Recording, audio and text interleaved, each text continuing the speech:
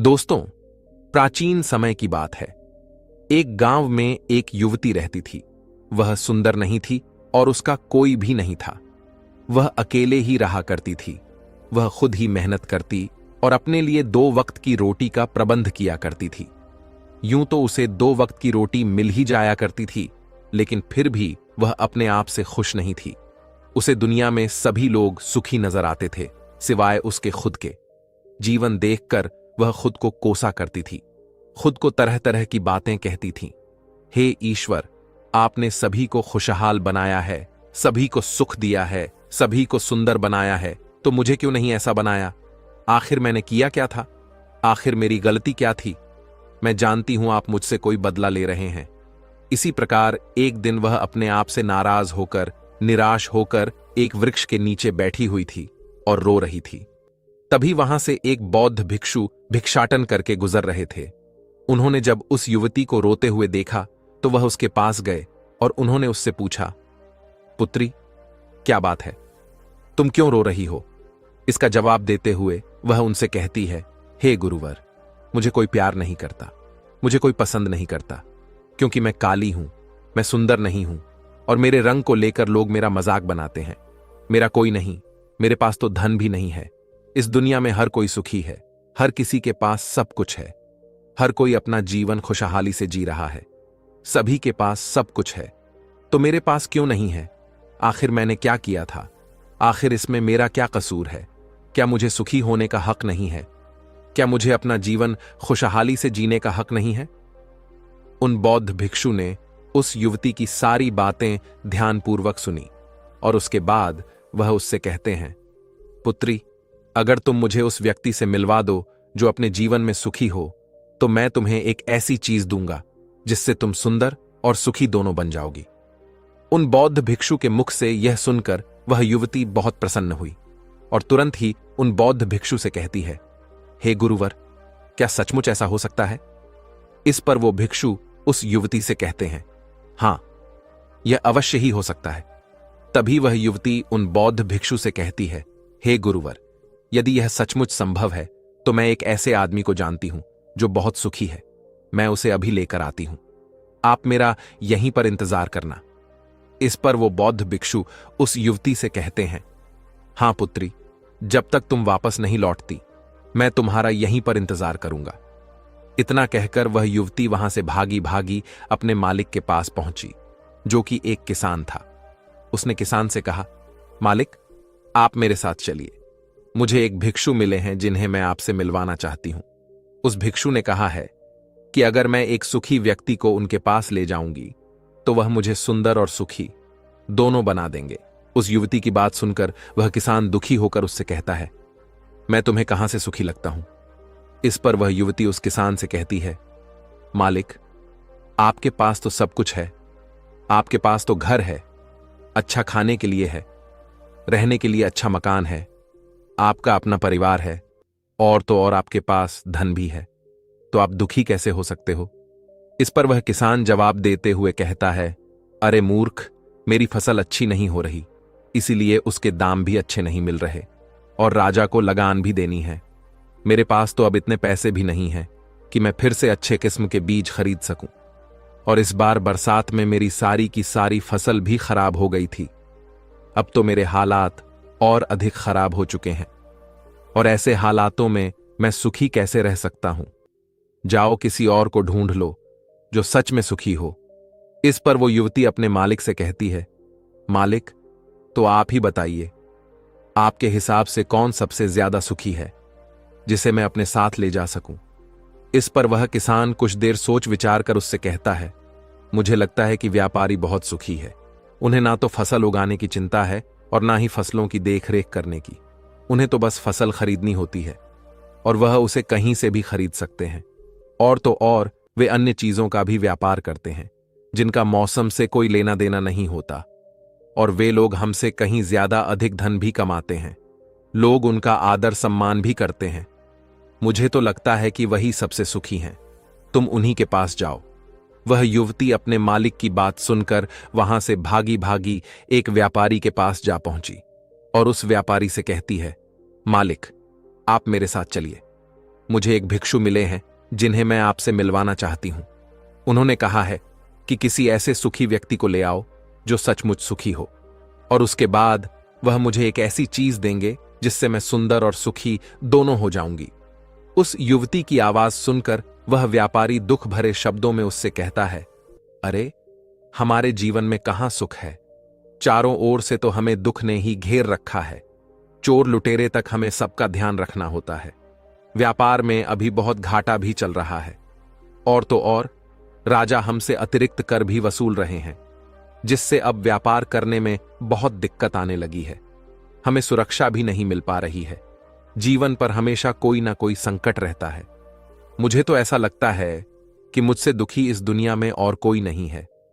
इस पर वो युवती उस व्यापारी से कहती है, परंतु मालिक, आपके पास तो इतना धन है, आपके पास इतनी जमीन जायदाद है, आपके पास इतना अन्न है, रहने के लिए इतना आलीशान मकान है और खाने पीने के लिए हर प्रकार की सुविधाएं हैं, इसके बाद भी आप दुखी हैं। ये बहुत अजीब सी बात है। मुझे तो लगता था कि आप बहुत सुखी होंगे। खैर, कोई बात नहीं। कृपया करके मुझे कोई ऐसा व्यक्ति बताइए जो आपके हिसाब से बहुत सुखी हो, जिसे मैं उन बौद्ध भिक्षु के पास ले जा सकूं। इस पर वह व्यापारी कुछ देर सोच विचार कर उस युवती से कहता है, मुझे लगता है कि राज्य के अधिकारी बहुत सुखी हैं। वह सीधा राजा से संबंध रखते हैं। उनके पास अधिकार है और वह धनवान भी है। वह चोर लुटेरे से भी नहीं घबराते, और वही लोग हमसे धन भी वसूलते हैं, और हमें उनके सामने उनके आदर में झुकना ही होता है, और सभी लोग उनका बहुत मान सम्मान भी करते हैं। मुझे नहीं लगता कि उनके जीवन में कोई भी दुख होगा, और मुझे लगता है कि वही सबसे सुखी है।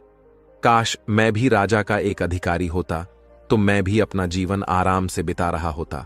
इस पर वह युवती उस व्यापारी से कहती है, मालिक, क्या आप किसी अधिकारी को जानते हैं? क्या आप मुझे उनसे मिलवा सकते हैं? मैं उन्हें अपने साथ ले जाऊंगी।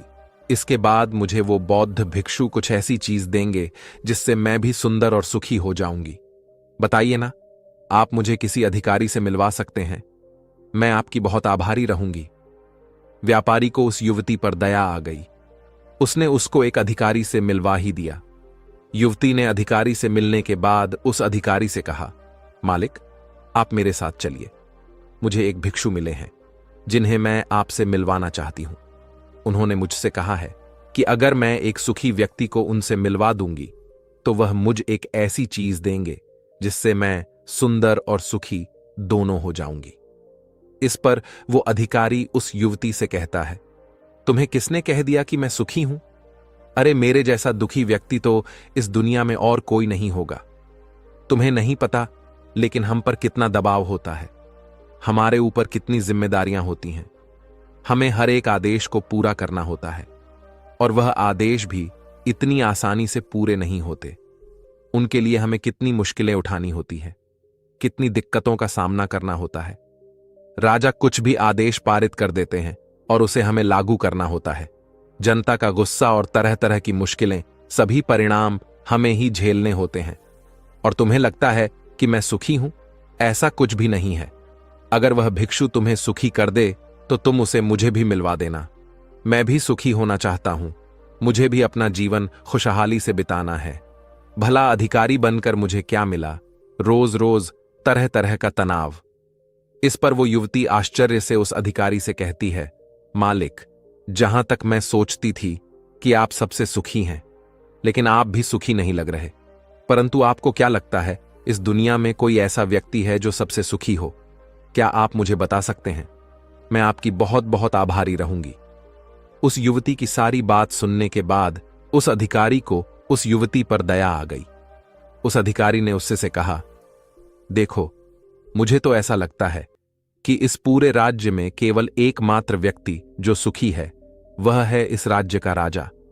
मुझे तो केवल वही सुखी लगते हैं। उन्हें किसी की सुननी नहीं होती। वह नियम बनाते हैं, आदेश देते हैं, सुरक्षा कर्मियों से घिरे रहते हैं और सब उनके सामने झुकते भी हैं। ना उन्हें धन की कमी है और ना जमीन जायदाद की। सारी धरती को उन्होंने जीत लिया है। वह सबके मालिक हैं और सबसे उच्च वही है जो एकमात्र सुखी व्यक्ति है। काश मैं भी किसी राजा के घर पर जन्मा होता तो आज मैं भी बहुत सुखी होता। उस अधिकारी की यह सारी बातें सुनकर वह युवती उस अधिकारी से कहती है, मालिक, आपसे एक विनती है, क्या आप मुझे एक बार राजा से मिलवा सकते हैं? कृपया कीजिए, आपका बहुत एहसान होगा। मैं उनसे कुछ पूछना चाहती हूं। युवती का चेहरा देखकर अधिकारी को उस पर दया आ गई और उसने कहा, चलो ठीक है, मैं अभी राज दरबार ही जा रहा हूं। एक काम करो, तुम भी मेरे साथ ही चलो और वहां पर राजा से तुम्हें जो भी पूछना है तुम पूछ लेना। इतना कहकर वह अधिकारी उस युवती को राज दरबार ले गया। राज दरबार पहुंचने के बाद अधिकारी की विनती करने पर राजा उस लड़की की बात सुनने के लिए तैयार हो गए और उस युवती को राज दरबार में बुलाया गया। राजा ने उस युवती से कहा, बेटी, तुम अपनी बात निर्भीक होकर कहो, तुम्हें क्या कहना है? तुम मुझसे क्या पूछने आई हो? इस पर वह युवती जरा घबराते हुए राजा से कहती है, हे राजन, मैं एक संपूर्ण सुखी व्यक्ति को ढूंढ रही हूं। मुझे एक भिक्षु मिले हैं और उन्होंने मुझसे कहा है कि यदि तुम कोई ऐसा सुखी व्यक्ति मुझसे मिलवा दो तो मैं तुम्हें एक ऐसी चीज दूंगा जिससे तुम सुंदर और सुखी दोनों हो जाओगी। काफी लोगों से मिलने के बाद मुझे यह पता चला कि आप ही हैं जो इस दुनिया में एकमात्र सुखी व्यक्ति हैं। तो क्या आप मेरे साथ उन भिक्षु से मिलने चलेंगे? आपका बहुत एहसान होगा। राजा उस युवती की बात ध्यानपूर्वक सुनता है और उसके बाद जोर जोर से हंसने लगता है और उस युवती से कहता है, अच्छा, सबकी तरह तुम्हें भी लगता है कि मैं इस दुनिया का सबसे सुखी व्यक्ति हूं, लेकिन यदि कोई मुझसे पूछे कि इस दुनिया में सबसे दुखी व्यक्ति कौन है, तो वह मैं ही हूं। मेरे पास नींद नहीं है, मेरे पास आराम नहीं है, मेरे अंगरक्षक हमेशा मेरे आसपास रहते हैं, उनके बिना मैं अकेले कहीं जा भी नहीं सकता। जरा से आहट होती है तो नींद टूट जाती है। हमेशा भय लगा रहता है क्योंकि मेरे दुश्मन मेरे घर में ही रहते हैं जिनका मुझे पता तक नहीं। कौन कब और कहां से मुझ पर वार कर दे कोई नहीं कह सकता। यहां बैठे सभी लोग मेरे दुश्मन ही तो हैं, वे सभी मेरे शत्रु हैं।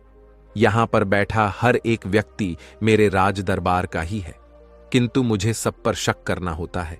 हर एक सांस मुझे भारी मालूम होती है। इतने दिग्गज राज्य की जिम्मेदारी उठाना इतना आसान नहीं है। तुम्हें लगता होगा कि राजा के पास तो सभी ऐशो आराम है, धन है, दौलत है, जमीन जायदाद है, उनके पास किसी चीज की कोई कमी नहीं और इस हिसाब से तो उन्हें सुखी होना ही चाहिए। किंतु मैं तुम्हें बता दूं कि यह सब सुख नहीं देते। इस पर वह युवती राजा से कहती है, हे राजन, क्षमा कीजिएगा, परंतु यदि सुख धन दौलत नहीं देती, राज्य नहीं देता, जमीन जायदाद नहीं देती, ऐशो आराम नहीं देता, तो क्या हुआ? कम से कम सुंदरता तो सुख देती है। इस पर राजा एक बार फिर मुस्कुराते हुए उस युवती से कहता है, पुत्री, सुंदरता जो मैंने देखी है, जो लोग शक्ल से सुंदर होते हैं उनके मन सुंदर नहीं होते। वे लोग तो एक मुखौटा लगाए घूमते रहते हैं। वे दूसरों को दिखाते हैं कि मैं कितना सुंदर हूं, लेकिन समय सबकी सुंदरता छीन लेता है। एकमात्र सुंदरता मन में ही रहती है और जिसका मन सुंदर है वह हमेशा ही सुंदर रहता है। इस पर वह युवती राजा से कहती है, हे महाराज, तो आप ही बताइए कि आपके हिसाब से इस दुनिया में सबसे सुंदर और सुखी कौन है? इस पर वह राजा युवती से कहता है, पुत्री, मेरे हिसाब से तो एक गरीब व्यक्ति जो 2 वक्त की रोटी का प्रबंध कर सके, बस इतना ही, जो किसी तंत्र बिना, किसी बंदिशों के बिना किसी भी दिशा में घूम सके, उसे कुछ भी छिन जाने का भय ना हो, कुछ भी लुट जाने का खौफ ना हो, जिसे रात को अच्छी नींद आती हो। मुझसे पूछो तो सबसे ज्यादा सुखी वही होगा और इस हिसाब से मैं तुम्हें देखता हूं कि तुम सबसे सुखी हो। तुम्हारे पास नींद है, अच्छा मन है, चारों दिशाएं हैं और कोई भय नहीं, कोई साजिश नहीं, कोई षड्यंत्र नहीं, बस जीवन है। मेरे हिसाब से तुम ही सबसे सुखी हो। राजा की यह सारी बातें सुनकर एक पल के लिए वह युवती सोच में रह गई और तभी उसे इस बात का एहसास भी हो गया कि वाकई में वह एकमात्र सुखी है, वही सुंदर है।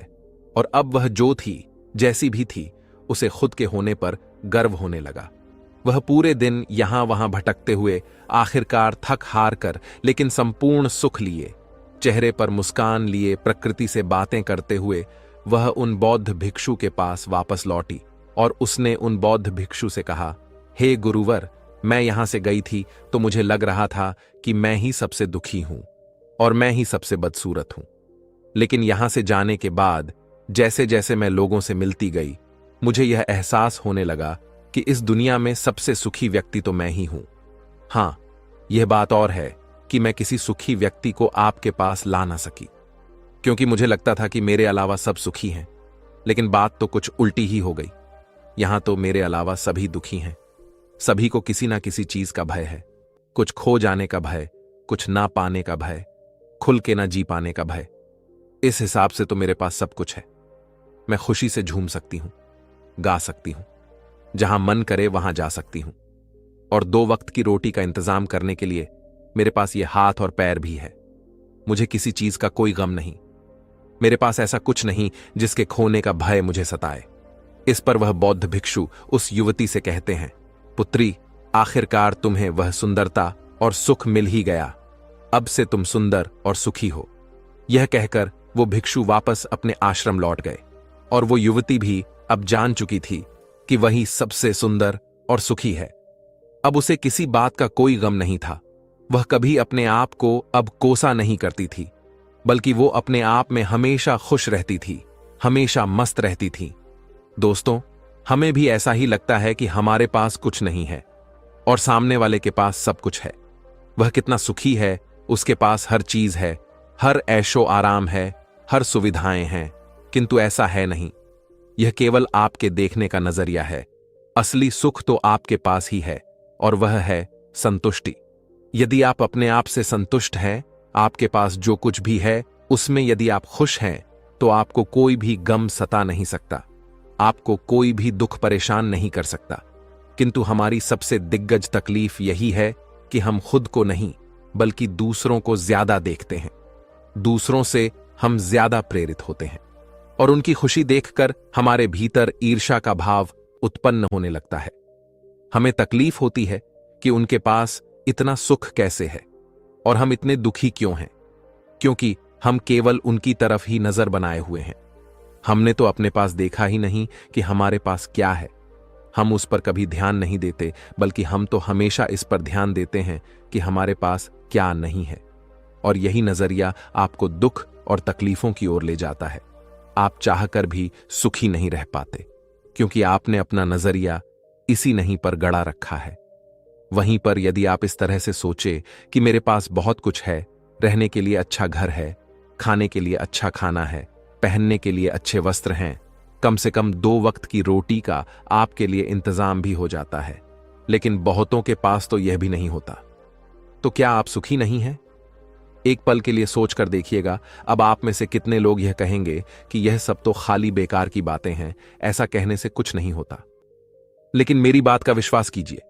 बस एक बार के लिए आप 24 घंटे के लिए यह प्रण कीजिए कि आप केवल सकारात्मक सोचेंगे और अपने जीवन में हो रहे सकारात्मक विचारों पर ध्यान देंगे, सकारात्मक घटनाओं पर ध्यान देंगे। आप देखेंगे कि वह दिन आपका बहुत अच्छा बीतेगा, और उस दिन आप बहुत अच्छा महसूस करेंगे। आप जिस कार्य में हाथ देंगे वह कार्य आप पूरा भी कर सकेंगे।